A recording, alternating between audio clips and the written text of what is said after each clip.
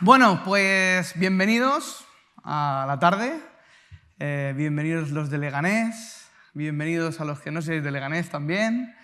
Y me encantaría empezar con el título que es Un desconocido conocido por Dios.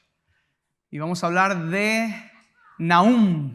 Nahum, en el capítulo 1, versículo 7, vamos a leer. Dice, el Señor es bueno, un refugio seguro cuando llegan las dificultades. Él está cerca de los que confían en Él. Te lo voy a decir en otra versión, ¿vale? Para que entiendas la diferencia entre uno y otro, que quiere decir lo mismo, pero como que es más explícita y luego vamos a orar. La Biblia de las Américas, es otra traducción, dice, bueno es el Señor, igual que la Nueva Traducción Viviente, una fortaleza en el día de la angustia, igual que en la Nueva Traducción Viviente, angustia, dificultades, pero aquí viene un matiz, y es este, y conoce, Él está cerca, y aquí dice, y conoce a los que en Él se refugian. Y yo quiero refugiarme en esta tarde en la palabra de Dios en medio de la que está cayendo. Yo quiero refugiarme en la palabra de Dios porque sé que Dios me va a hablar en esta tarde. ¿Sí? Pues cierra tus ojos por un momento. Señor, gracias por tu palabra, por el mensaje. Yo te pido que me ayudes, Señor, a transmitir lo que hay en tu corazón. Señor, ayúdame a descubrir los tesoros de tu palabra. Y lo más importante, Señor, ayúdame a poder traer esperanza, Señor, a todo el que me escuche. En medio de mucha desesperanza, Señor. Mucha tristeza, mucho dolor. En medio de esta pandemia en mi nación y en las naciones. Señor, queremos aprender de las dificultades que otros pasaron sabiendo que tú jamás nos dejaste desamparados y siempre acudiste a favor nuestro y siendo nuestro refugio. En el nombre de Jesús, en el nombre de Jesús, pues vamos a sentarnos y me gustaría empezar con quiero ambientarlo de una manera diferente, ¿sí? Podría predicar, hablarte, pero quiero hablar de Nahum en un contexto de un jugador de béisbol. No sé cuántos habéis jugado al béisbol. ¿Habéis jugado ¿Cuántos han jugado al béisbol aquí? 1, 2, 3. ¿Tú has jugado al béisbol, papá? Ah, sí, pues levanta la mano. ¿Has jugado al béisbol? Ah, muy bien. Jonathan, ¿has jugado al béisbol? ¿Sí? ¿Oscar ha jugado al...? ¿No? Bueno, pues vamos a ver un poquito el partido. Un poquito. Vamos a darle. Deep to center field. Out of the ball. Deep to center field. Jonathan Davis racing. What a catch! Jonathan Davis just... Swing a fly ball, right center field and deep. Back it goes near the wall. That ball will be caught by Bradley up against the padding in right center field. 3-2 is hit high in the air to center field. This one hit well. Pilar back at the wall. Pilar scales the wall, reaches up, and Kevin... Muy bien. Aquí vemos un poquito cómo en este juego se trata de un equipo que batea y corre por la primera, segunda, tercera y cuarta base hasta que llega el home run. Y hay otro equipo que está pendiente de coger la pelota y también está pendiente de tirar buenas bolas. ¿Para qué? Para que es el pitcher. Yo he jugado mucho de pitcher. Y entonces tú coges una pelota como estas que estamos viendo aquí, ¿sí? Y no voy a jugar ahora aquí con vosotros a esto porque te puedo abrir la cabeza o a un agujero. Voy a jugar con otro tipo de bolas, ¿no? El asunto es que el equipo que batea ya tiene que recorrer todas las bases para ganar y el equipo que está en el otro lado, que recoge las pelotas, tiene que recoger al vuelo, ¿veis? Y pierde el otro equipo y también tiene que tirar la bola, se levanta y tira, ¿sí? Y también hay una parte hay un hombre que está detrás que le dice cómo está colocado y ellos tienen... Tanto el que está detrás como está delante están compinchados, ¿sí? Entonces, he pensado en este juego porque Nahum está metido en un problema y tiene que salir a jugar. Tiene que salir a jugar. Y qué marrón salir a jugar cuando nadie te conoce en esta vida. A Nahum nadie le conocía. Nahum dice que es de un sitio que se llama Elcos. Hay una historia donde los sabes, dicen que Elcos es un lugar donde estaba Capernaum. Capernaum significa la villa de Nahum. Es súper curioso, ¿no? Y este jugador, que lo he querido así poner como jugador, es un jugador que tiene una historia detrás. La historia de que se levanta en medio de... bueno, en medio no, se levanta contra Asiria y les dice a los de Asiria, a los de Nínive, en el primer capítulo les dice, ¿quién es Dios? Dios es poderoso, les dice. Dios es majestuoso. En el siguiente capítulo, son 3 nada más, les dice el juicio que les va a venir. ¿Sí? Y en el tercer capítulo, el juicio que les va a venir de destrucción. Un solo hombre. Es que muchas veces no sé si pensamos un poco qué marrón que...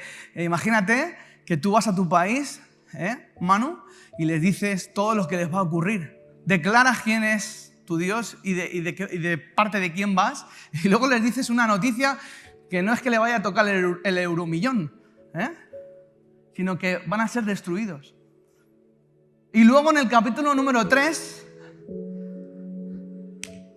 justifica el por qué viene ese juicio contra Nínive. Lo justifica. Hasta tal punto que no se está dirigiendo a Nínive como una ciudad genial, sino como una ciudad sanguinaria, sangrienta, una ciudad donde cuando mataban y violaban y saqueaban, cuando llegaban a Nínive los festejaban y hacían fiesta donde habían matado a la gente, y cuando llegaban a su tierra declaraban días de festejo. Tú dirás, oh, vaya historia. Pero Nahum, este jugador, que le vamos a hacer el símil de que ese jugador tiene que jugar contra Nínive y tiene que ganar para su gente. 100 años atrás, vemos que Nínive tiene una oportunidad, porque Jonás va y les predica y se arrepienten. Jonás no quería ir porque sabía que iban a encontrarse con Dios. Jonás estaba harto de los de Nínive también. Y lo que pasa es que después de 100 años se convirtieron en gente muy, muy, muy mala. Nahum, oriundo de Elcos, se cree que era de Capernaum. Era una persona que estaba sola y escribe en el primer capítulo de una manera tan ungida para mí, tan preciosa, tan sabia, que se considera ese primer capítulo como un salmo. O sea, no solamente hay los salmos de David y los salmos de Coré y los salmos de los sacerdotes o de la gente, también está considerado como un salmo. Nahum, ¿sí? El que le llamaban y el que significa compasivo, misericordioso. Dios le dice, a jugar, vamos a jugar. Pero ¿quién es este Nahum? Muchos se preocuparán, porque todo el mundo quiere un nombre, todo el mundo quiere que venga ahora, que todo el mundo decían que el del Barça, ¿cómo se llama? Que se iban al Atlético, que se iba al Madrid. Mucha gente, ¿qué va a pasar con el Barça, que se va a Messi, se va a ir al Madrid, se va a ser un chaquetero como el jugador ¿cómo se llama el otro jugador? No, uno que se fue del Barça. ¿Cómo? Figo. Y todo el mundo, con Figo. Todos pensaban que Messi iba a hacer eso. Bueno, pues imagínate que alguien sale a batear, ¿sí? Voy a coger estos dos y de ellos voy a coger el de madera. Y todo el mundo dice, oye, ¿quién es este? Y alguien lee un poco, si leemos Nahum, no solamente allí era un don nadie, pero en Lucas es considerado como familiar de Jesús, está dentro de la genealogía de Jesús. Y he querido empezar con esta primera frase, porque creo que es interesante entender que a veces los hombres somos instrumentos, pero no somos instrumentos para el favor de Dios, sino para la ira de Dios. La frase dice así: Asiria una vez instrumento de Dios. ¿Por qué digo Asiria una vez instrumento de Dios? Para que se entienda, porque Asiria, Dios la utilizaba cada vez que el pueblo de Dios desobedecía. ¿Y qué ocurre? Que eran azotados bajo el asedio, bajo los castigos, por la desobediencia. Y ahora es objeto de ira porque Dios mandó a Jonás, se arrepintieron, pero volvieron a seguir pecando. Por eso los hombres son instrumentos de Dios o hijos de ira. Recordar que yo he enseñado 3 asuntos: hijos de Dios, hijos de ira e hijos de Satanás. En la Biblia habla sobre esos 3 tipos de hijos. Entonces yo cuando veo aquí a Nahum, qué marrón tiene este hombre en medio de una gran gigante, de una ciudad mala, que tiene que ser un vocero y que tiene que declarar algo de parte de Dios. Tú imagínate que te mandan a Vallecas, ahora que todo está tan confinado, y les tienes que decir a los vallecanos: os voy a confinar, que los de Vallecas están ahora, ¿y por qué nosotros? ¿No? Que son así aguerridos.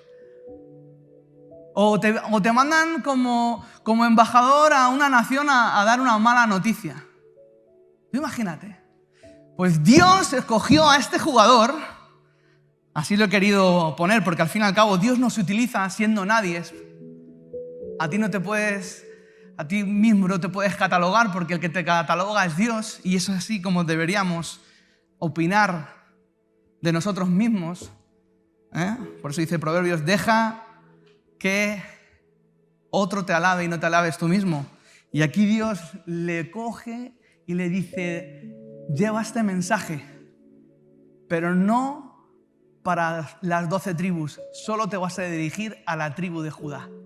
O sea que Nahum, en estos 3 capítulos, es un mensaje para los de Judá, porque estaban siendo maltratados, asediados, robados, violados, y estaban hechos polvo. Y en el último capítulo Nahum le dice: tranquilos, yo voy a restaurarte. Tranquilos, vas a festejar. Que aunque lo estés pasando mal, nada es casualidad. Tú vas a danzar y tú vas a festejar que yo estoy contigo. Entonces, me gustaría empezar como en un partido. Vamos a cambiar un poquito el ambiente, que suene un poquito como si estuviéramos en un partido, ¿ok? Como un bateador que sale y suena esto. No sé si habéis estado en el campo. ¿Puedes ponerlo, por favor? ¿Habéis oído alguna vez esto? ¿Habéis estado en un campo? Es alucinante, la gente grita, y se te pone y hay un dedo así para arriba, que todo el mundo lleva ese guante de su equipo. Es alucinante. No sé si habéis estado alguna vez. Yo estaba ahí en Estados Unidos y se me pone otra vez. Vamos a poner, es alucinante. Y todo el mundo grita y tiene que batear Nahum, ¿sí? No sé si Sal puede venir, si puede venir un catcher. David, ponte y nos ponemos al lío. Entonces Nahum tiene que batear, gracias. Y en ese lío de batear tiene a todos unos enemigos, ¿sí? Vamos a poner que los enemigos sois vosotros y Nahum está solo. Y cuando yo pienso en este ejemplo, aquí, ponte aquí, coge tu guante, que no es este es el tuyo, ¿sí? Te pones ahí, muy bien, con la gorra, además que lleva así. Y tenemos aquí a Sael, que va a representar el enemigo. Sael es el que representa al diablo queriendo desestabilizarnos. Sael representa todos los miedos, como cuando en Nehemías le decían a Nehemías: no vas a poder, no vas a llegar. Imagínate Nahum, molaría, nos hubiera gustado que hubiera explicado algo más.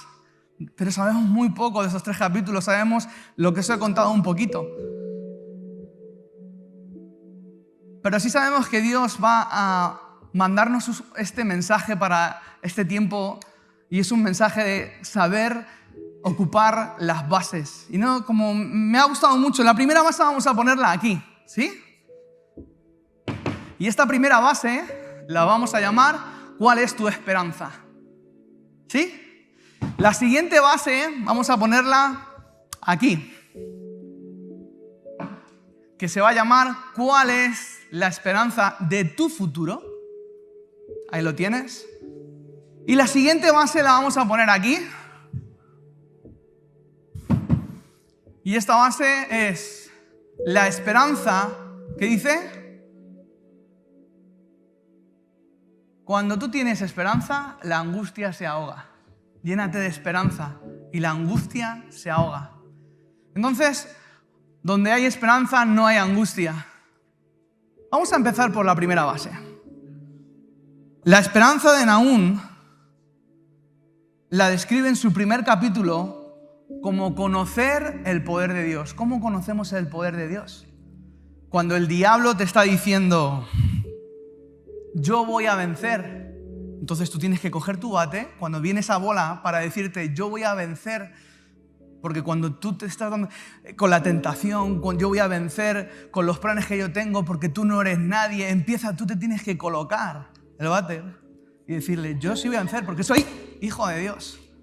Yo soy alguien que Dios me ama. Yo soy lo que dice la palabra que soy. Entonces, nos damos cuenta en esta frase que un cualquiera, un sin nombre que se levanta porque ha escuchado a Dios, no te preocupes por la niña, ni te preocupes, tengo 4, o sea que... La voz de un hombre puede convertirse en un objeto de burla, donde todo el mundo se ríe. ¿Dónde vas, Jeremías? Sí, Jeremías era contemporáneo, Jeremías era contemporáneo de Nahum. ¿Dónde va Nahum? ¿Dónde va Jeremías profetizando en medio de los asedios? Hasta que, di conmigo, hasta que Dios lo convierte en su palabra, trayendo esperanza. Porque cuando Dios te habla, tienes esperanza. Cuando Dios pone en su corazón, en el corazón de un hombre, su palabra, es esa primera base donde ya has bateado, y como ya has bateado te vas a primera base y te estableces. Es lo primero que tú y yo debemos de hacer como Nahum, establecernos y declarar ante el enemigo, como hizo el rey David. ¿Dónde vas tú, filisteo? El rey David, el que tiró piedras. ¿A quién? A Noé, ¿no? Como dice uno. ¿Dónde vas tú, Goliat?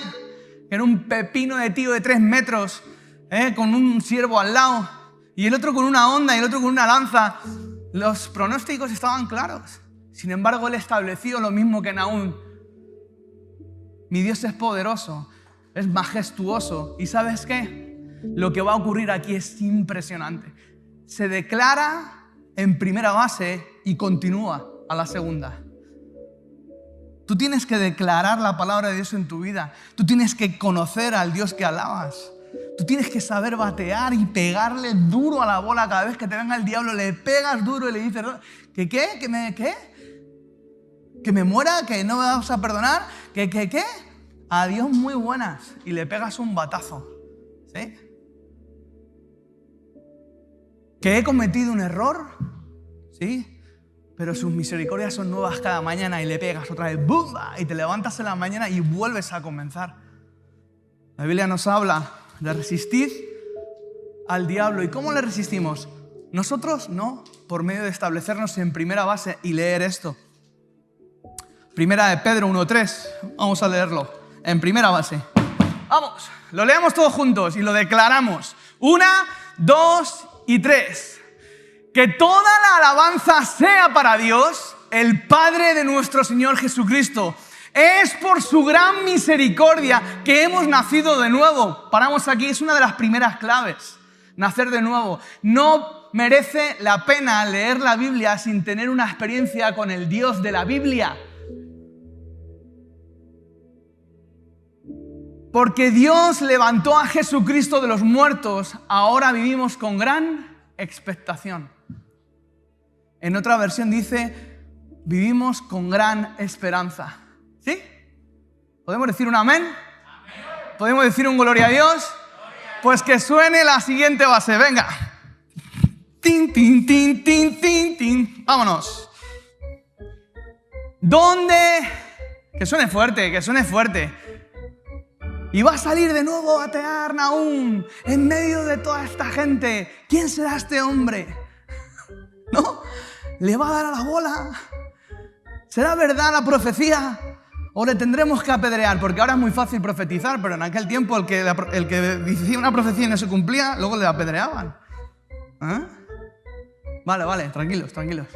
Puedes pararlo ya. ¿Dónde está nuestra esperanza de futuro? Nahum se puso a batear y de algún modo dijo, yo tengo que declarar la esperanza de futuro. ¿Qué futuro tenían los de Nínive? ¿Cuál era? La muerte. ¿Qué futuro tiene nuestra España si siguen soltando bichos orgánicos de esos microscópicos que parece que no y nos están matando? Unos dicen, no sé, es que esto sale de un laboratorio. Otros dicen, esto es mentira. Otros dicen, vete tú a saber cuánto nos queda de mascarilla. Yo voy sin mascarilla. No, pues el COVID se cura bebiendo agua y limón. Otros dicen, pues yo me curé y me he vuelto a contaminar. Pues se puede contaminar. No tenemos ni idea. No tenemos ni idea de lo que es. No tenemos ni idea de si estamos confinados, si no estamos confinados. No tenemos ni idea si estamos en estado de alerta, de alarma. O no sabemos. Una mañana te despiertas confinado, en la noche nos desconfinan.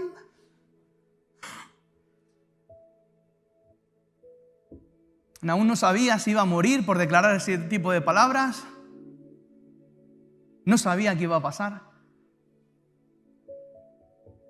Pero sí quiero dejar algo bien claro en este punto. Y es que nuestro futuro depende del plan de Dios. Tu futuro depende del plan de Dios, no de cómo le vaya a la nación. Tu futuro depende de que confíes en las promesas. Cuando estaba Jeremías en un asedio, le dice a su pueblo, esta ciudad, el bien de esta ciudad depende de vosotros. Casaos, tened hijos. Y muchos le dijeron, estás chiflado, chaval. ¿Cómo nos puedes decir esto? Jeremías 29:11. ¿Cómo nos puedes decir esto?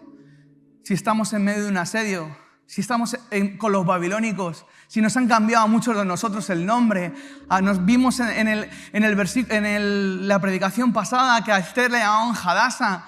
Vemos a los amigos de Daniel, cómo cambian sus nombres. Vemos cómo, sin embargo, en medio de todo eso, Nahum se levanta, Jeremías se levantan los profetas y dicen esto, yo sé los planes que tengo para ti. Y no son planes de mal, no son planes de muerte, le está diciendo al pueblo. Es lo que le dijo la profecía de Nahum a Judá. Tranquilo, Dios se va a levantar. Son planes para lo bueno y no para lo malo, para darles un futuro y una esperanza. En esta versión dice, porque yo sé muy bien los planes que tengo para ustedes, planes de bienestar y no de calamidad, a fin de darles un futuro y una esperanza viva. ¿De dónde viene tu esperanza? ¿De lo que tienes? ¿De lo que vas a tener? ¿O del plan de Dios? Esta frase quiero compartir con vosotros, que la he escrito. Dios no solo está a nuestro lado cuando llegan las dificultades, sino que también tiene en mente algo bueno como resultado. Y tú dirás, pero si no tengo dinero, ni futuro, ni esperanza, y el diablo te dirá, te voy a matar, y tú cuando vengan esas bolas, tú tienes que decirle esto, vámonos, dile, yo soy un hijo de Dios, yo puedo darle despacito, o le puedo dar fuerte, y declarar, ¿sabes qué? Que mi futuro no depende ni de mí,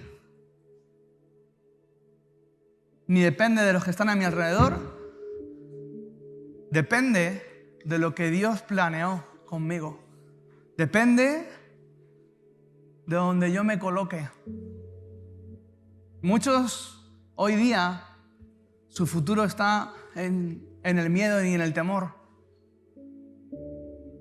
Me voy a morir, no tengo nada, pobrecito yo, y entran en una espiral de calamidad. Pero Dios está diciéndole a la iglesia, despierta, iglesia. Hay un futuro en Cristo Jesús. Y aunque perdamos, aunque me tiren en una bola, me tiren en una bola y parezcan que le voy a dar y no le dé, Sabemos quién tiene la victoria. Acompáñame en Romanos 8:28 y dice: y sabemos que Dios hace que todas las cosas cooperen para bien. Y tú dirás: pero si estoy viviendo solo, sola, no tengo nada. Y dices tú: vamos a ver qué dice Pablo a los romanos.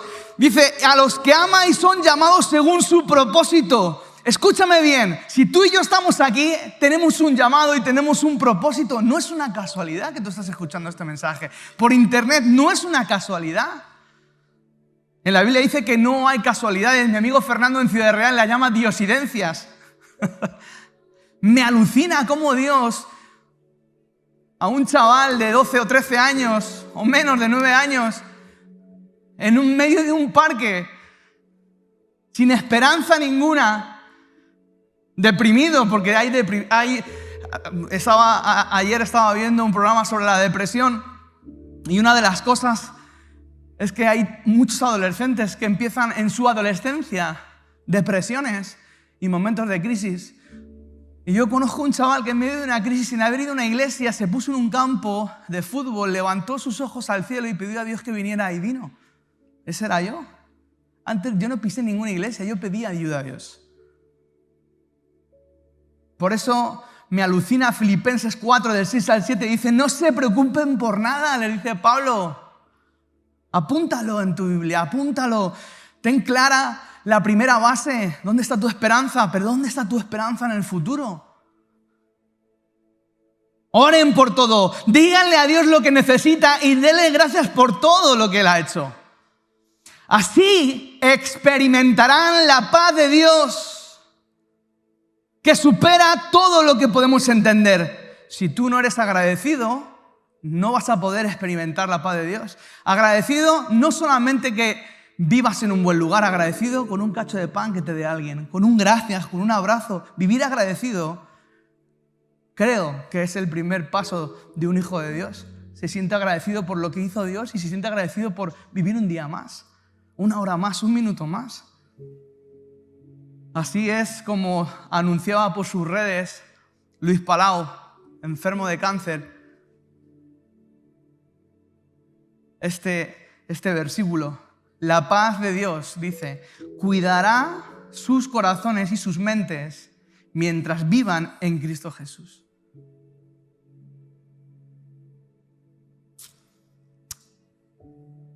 Número 3. Siguiente. Vámonos a la siguiente base. La tercera. Está aquí. ¿Cuál es esta base? Porque yo ya he bateado y he dado a todas las bolas, He dado a todas las... Y estoy en esta tercera base, que es: donde hay esperanza no hay angustia. ¿Angustia significa que no hay problemas? ¿Angustia significa... O sea, que vivir en esperanza significa que no va a haber problemas? ¿O vivir en esperanza significa que no vas a meter la pata? ¿Vivir en esperanza significa que no vas a pasar momentos críticos o de crisis o de enfermedad o de, no sé, a lo mejor vivir en esperanza te asegura que vayas a ser rico o que vayas a tener mucho?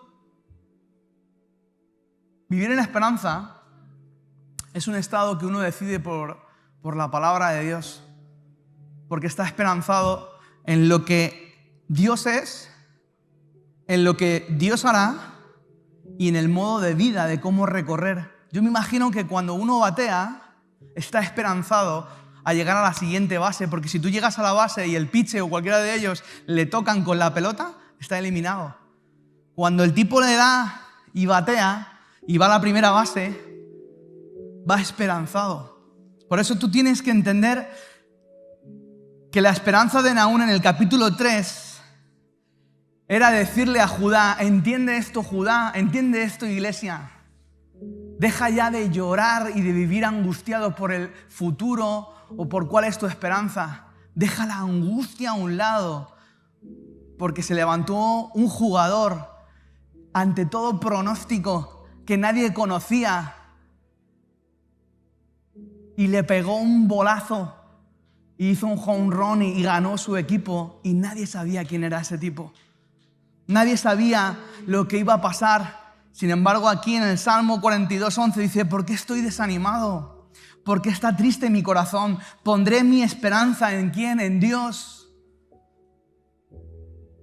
Nuevamente lo alabaré. Pues claro que levantamos nuestras manos aquí, adoramos a Dios, no porque nos vaya genial, sino porque hemos entendido en quién descansa nuestro corazón y nuestra mente. Mi Salvador y mi Dios. Job, pobre hombre. Mi hijo me decía, no, Job va a quitarle peso a este texto, a este hombre, a estos 3 capítulos, pero es que se me hace tan parecido el contexto, parecido porque todos se reían, su amigo Eliud, todos le daban consejos. Ay, pobre, Dios, habrás hecho algo mal, pobrecito, estás ahí, se ha muerto tu familia, lo has perdido todo cuando eras todo y eras alguien. Y sin embargo, tú sigues ahí luchando por tu esperanza, como muchos de los que estamos aquí sentados, diciendo, no tengo nada, estoy hecho polvo, lo voy a pasar mal, pero en el fondo sé quién es Dios, sé cuál es mi futuro en Dios y quiero dejar al lado la angustia, la depresión, los temores. Y Dios le puso en el corazón decir estas palabras y se registraron de esta manera en el libro de Job.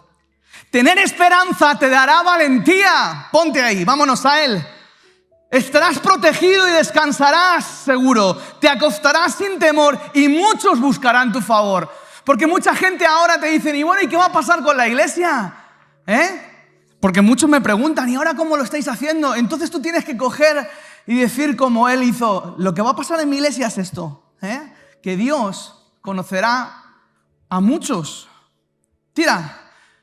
Que Dios tocará a muchos. Tira otra. Y que Dios sanará a muchos. Y tú dices, pero si no has dado ni una bola, chico, ¿no te estás dando cuenta de lo que está pasando? ¿No te estás dando cuenta de lo que está pasando por alrededor tuyo? Que nada más que hay muerte, calamidad y noticias malas. ¿Y qué? Yo he decidido dejar la angustia a un lado y estar esperanzado en lo que pone, en lo que el profeta ha dicho. ¿Qué dijo el profeta Nahum? Y con esto termino. ¿Qué dijo? Dijo esto, Judá, ven aquí, porque era una palabra para el pueblo de Judá, no para las 12 tribus. Es como si yo le digo a Óscar, ven aquí, Óscar, ven aquí, Óscar, ven, corre. Cuidado, no tires nada, Cuidado, mira, quieto aquí. Ahí, un poquito más cerca, ponte de rodillas. Imagínate, es como si yo le digo, Nahum era un específico para esta tribu. Le digo, ¿sabes qué? Nahum 3:19, en la nueva, dice, tu herida no tiene remedio, tu lesión es mortal. No está hablando a él, está diciendo a él, los de Nínive están fritos, los voy a matar. Todos los que se enteren de tu destrucción, Nínive, aplaudirán con alegría. Y todo el mundo dirá, pero bueno, aquí no entendemos que va a haber un desastre en Nínive. Sin embargo, él sí estaba entendiendo, Judá, porque Óscar está entendiendo lo que está pasando, porque estaba esclavizado con las drogas, estaba esclavizado con los temores, con los complejos. Sin embargo, lo que Dios hizo con Óscar es lo mismo que Dios hizo con todo un pueblo. Se acabó las esclavitudes, se acabó de ser esclavo de un Nínive. Por eso dice esto, ¿dónde se puede encontrar a alguien que no haya sufrido tu constante crueldad? ¿Dónde se puede encontrar? Mas te digo, Judá, que tú celebrarás la victoria, porque yo voy a masacrar y destruir a todos los de Nínive. Que es lo mismo que hizo Jesús en la cruz por nosotros. Dios te dio una familia porque tú estabas perdido. Si no llega a venir Cristo, ¿la señora Rocío te deja, sí o no? Dilo, ¿sí o no? Pues Dios te ha dado un trabajo y más trabajo y una estabilidad. Te ha dado comida hasta se te caen los muebles, ¿o no? ¿Sí? De comida. Dios te ha prosperado. La gente sabe quién tú eres. Eso es lo que Dios le dijo a Judá y a todos. Y se esperanzaron a un don nadie. Y Óscar es un guardián de la iglesia los lunes, ¿a que sí? Pues eso es lo que Dios va a seguir haciendo contigo. Dios te va a usar, hermano.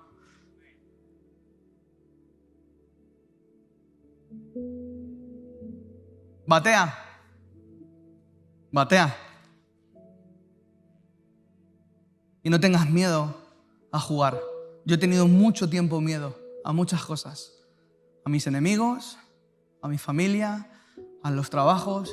Y a lo largo de mis 43 años, que voy a cumplir ahora el 25 de noviembre para todos de internet, para que podáis empezar a ahorrar, hoy me doy cuenta que no hay nada mejor que poder dar a una bola con alegría y con esperanza. ¿Sí? Pues no le he dado.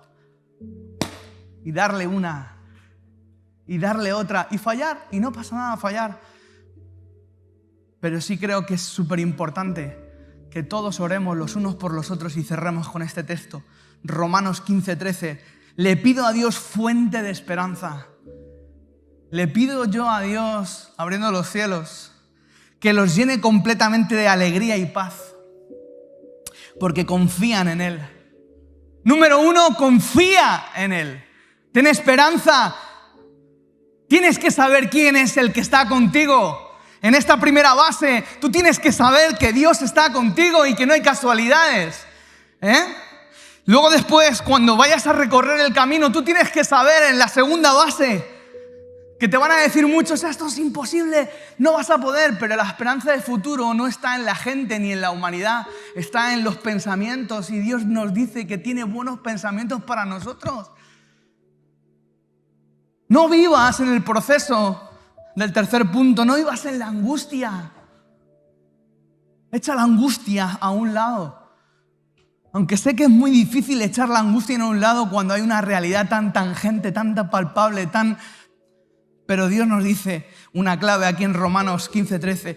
Entonces, si le piden a Dios fuente de esperanza que les llene, entonces, ¿qué dice? Vamos a leerlo todos. Venga, no lo voy a dar más cao. Entonces, rebosarán de una esperanza segura mediante el poder del Espíritu Santo. El Espíritu Santo no está ahí para hablar de Él simplemente. Puedes hablar con el Espíritu Santo. Es una persona. Es necesario, dijo Jesús, que yo me vaya para que venga el Consolador, para que venga el que va a tener empatía contigo. Nahum es lo que significa el Consolador, el que te consuela en la noche, el que está contigo, el que te lleva a Cristo, el que te recuerda que tienes un Padre, el que te dice esto, como hemos empezado. El Señor, que tiene otro bate, porque tú no estás solo aquí. El Señor es un buen refugio y es seguro cuando llegan las dificultades. Otra versión dice, bueno es el Señor, es una fortaleza en el día de la angustia. Conoce a los que en Él se refugian. No hay nada mejor que refugiarse en la oración, en su palabra, y intentar vivirla.